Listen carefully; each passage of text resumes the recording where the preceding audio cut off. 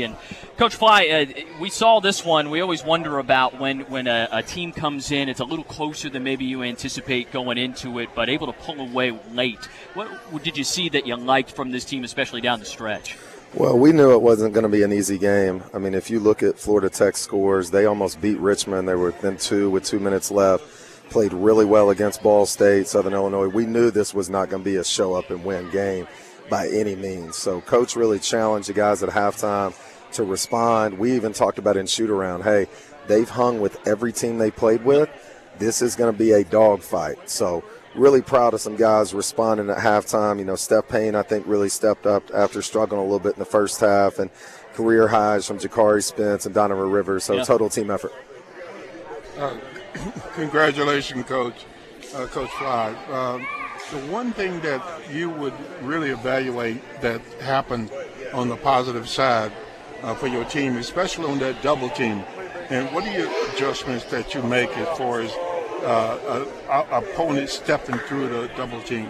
Yeah, that's a great question. Obviously, number 10 was almost unguardable tonight. So anytime we were in ball screen defense with him, we were trying to contain him. Rotations, we got to get better on the backside. But we started to no-catch him at the end where, hey, just try not to let him get it at all. When we are doubling, when we are trapping ball screens, trying not to let that ball get out of there. But he did an unbelievable job tonight, really good player, and something we got to continue to work on. You highlighted some performances, some career highs. Jakari Spence, what has he done to grow into his role this year in his first year with the team? Yeah, well, you know, I don't know if you know this, but Coach Mincy played the point. So helps a little, we right? talk about all the time, you know, he's probably hardest on our point guards, you know, and obviously we thought we were going to have Jakari and Simon with Rob as your kind of third point guard, third ball handler. So when Simon went down, Jakari's done a really nice job of stepping up. And Coach Mincy has tried to tell him, hey, just stay consistent, man. This is not a team where, Rob McCray may be preseason player of the year, but this is going to be a win-by-committee team. It's going to be somebody different every night. And tonight it was Steph. Tonight it was Jakari. Tonight it was Donovan. Outstanding job by all those guys.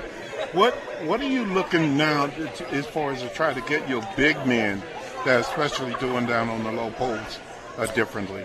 Well, I think you know something about that. Unfortunately, you don't have any eligibility left, but as you know, I thought they brought it down a little bit too much. You know, when we know people are going to dig or they're going to post double, those guys have to be a little more aware, keeping the ball high, getting right to their move. Our guards have to communicate a little more, hey, the dig's coming. But that's just something we got to continue to work and develop. It was good, I thought, that we threw the ball inside. We talked about that. Hey, they're going to switch everything. We need to try to throw it in.